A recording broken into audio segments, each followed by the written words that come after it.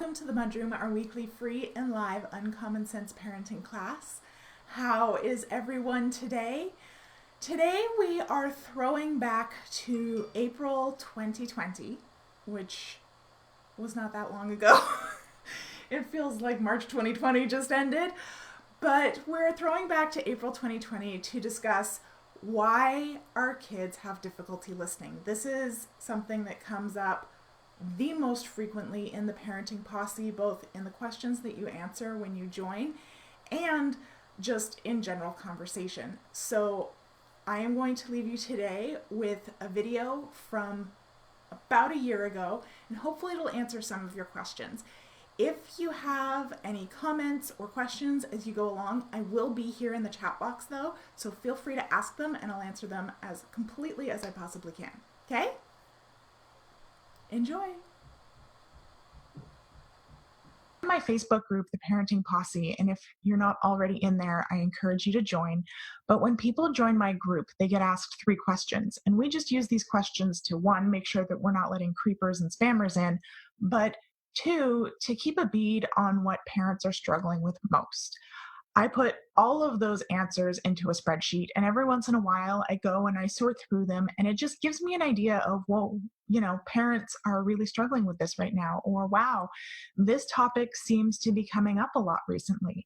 And the number one struggle parents have had for 4 years running, not listening.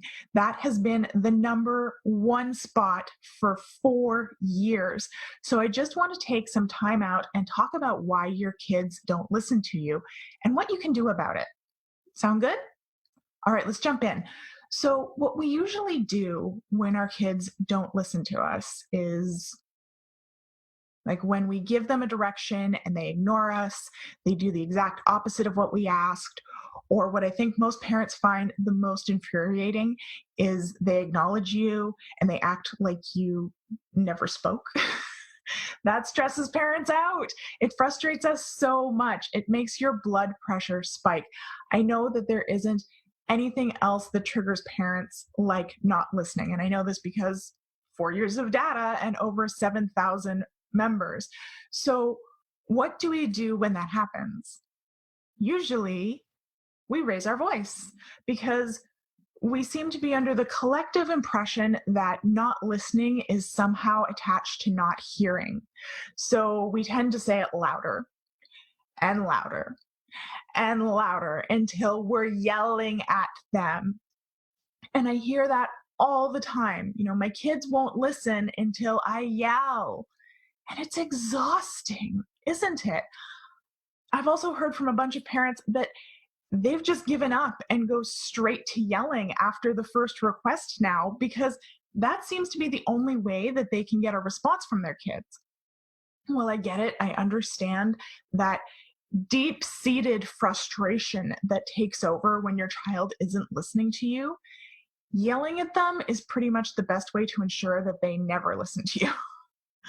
Why? Because of how our nervous systems work. So I want you to imagine that everyone has a gas tank, just like your car. And just like your car, sometimes you wake up with a full tank of gas and sometimes not so much. And everything that you do throughout the day, that sucks a little bit of gas out of your tank. It takes a little bit of energy. Some things take a lot of energy out of your tank, like getting stuck on the phone with your in-laws because you didn't look at the caller ID before picking up the phone. And there are things that put energy back into your tank, things that give you more energy than they take to do. Usually these are the things that you do for fun. So when your nervous system is calm, doing various tasks takes the least amount of energy that it is possible for that task to take. When your nervous system is hyper-aroused, meaning you're all worked up, that's when it's going to take the most amount of energy to do any given task. And everybody's experienced it. When you're calm, you're super productive and you get everything done really easily, and then you've got time left over to do what you want. When you're stressed out, though, the tiniest little task, like putting your dishes in the dishwasher instead of just throwing them in the sink, feels like that's going to be the end of you, right? Tell me in the comments if you've ever experienced that. I find that this happens to me a lot with laundry. If I'm calm and nothing else is demanding my energy, I can get 8 loads done, folded and away in a matter of hours, and it's no big deal. But when I'm busy and rushed and other things are demanding my energy, the laundry starts to pile up because I just have no fucks left to give. And even just turning on the machine makes me feel like I'm going to keel over. So, what does this have to do with our kids not listening? Kids are still learning how to prioritize their energy. And unlike adults, their mental tools, the executive functioning skills that allow them to do literally everything, haven't fully developed yet. It's like if I give you a dull saw and tell you to go cut down a tree, it's going to take you all damn day and you're going to be exhausted and the tree still won't be down. But if I sharpen your saw, you'll fell that tree in a matter of minutes and still have enough energy to go on with your day, right? Same thing. Our brains have tools that they use to do everything. And some of those tools take more energy to use than others, depending on how well we've developed them, how sharp they are.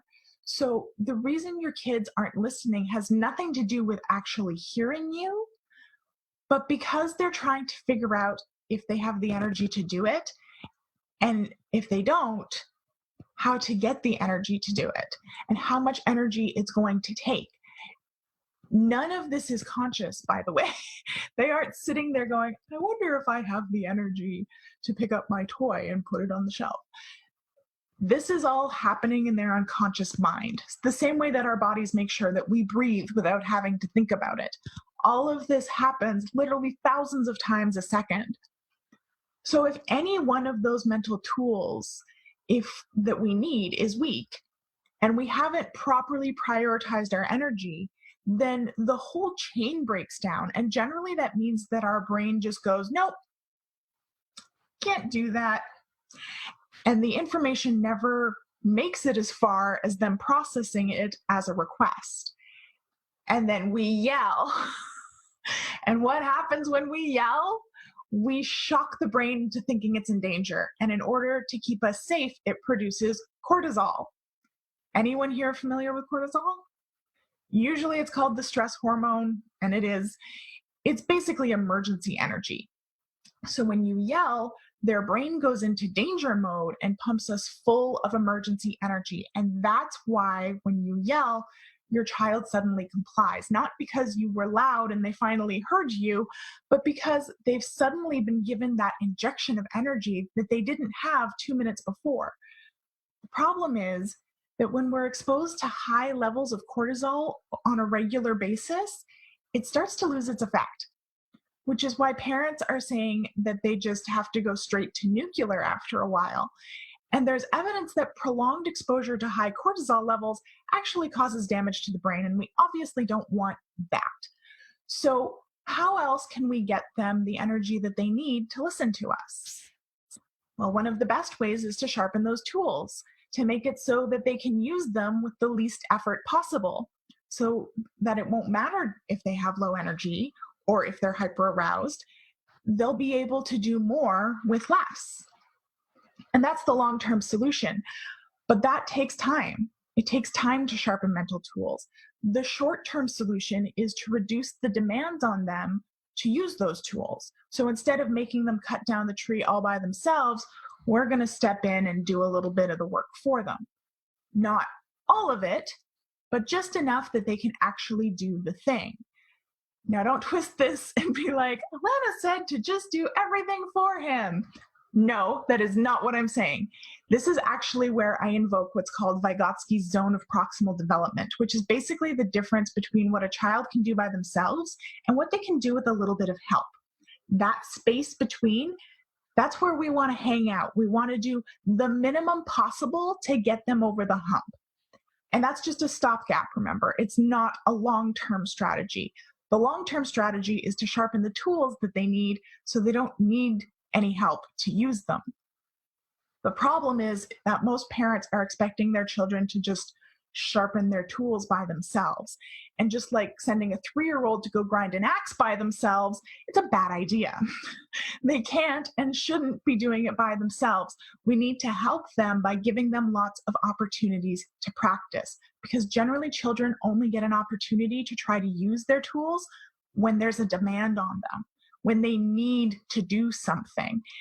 And if the only opportunity you get to try to sharpen your tools is also when you need to be using it doesn't really work out, does it?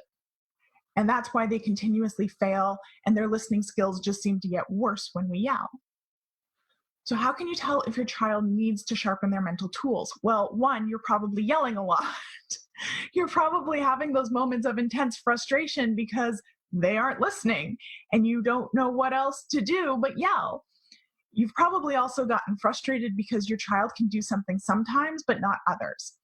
And there's no reason that you can see that they can put on their shoes at daycare but not at home. You can also tell that your child needs to sharpen their mental tools because they're frustrated. They will get upset and often cry that they can't do something that they want to do. And adults generally read this as acting helpless. They know that they know how to do it, but they also know that they don't have the energy to use the mental tools that they need to use to do it. Say that 10 times fast. So are you recognizing that this is probably something that you need to prioritize? Nobody likes yelling. It's exhausting. And if you take nothing else away from this, let it be that you don't have to yell to get your kids to listen. Your kids aren't ignoring you because they're trying to piss you off or they're trying to frustrate you. It's just an imbalance of resources to demands. And the great thing is that it's actually really easy to fix. I know it sounds all neuroscience-y and complicated, but I swear this isn't difficult. It's not something where you have to sit down and work on worksheets or even carve time out of your day to work on it. It's just about giving your child playful opportunities to practice. So if this has been helpful, if you've had a bit of an aha moment, or even if you don't really quite get it, it doesn't really make sense, I'd love to continue the conversation in the Parenting Posse Facebook group. The link is in the description, and I'd love to hear your take. Thank you so much for being here with me and taking the time out of your day to learn a little bit of child development. I'll see you again soon. Bye.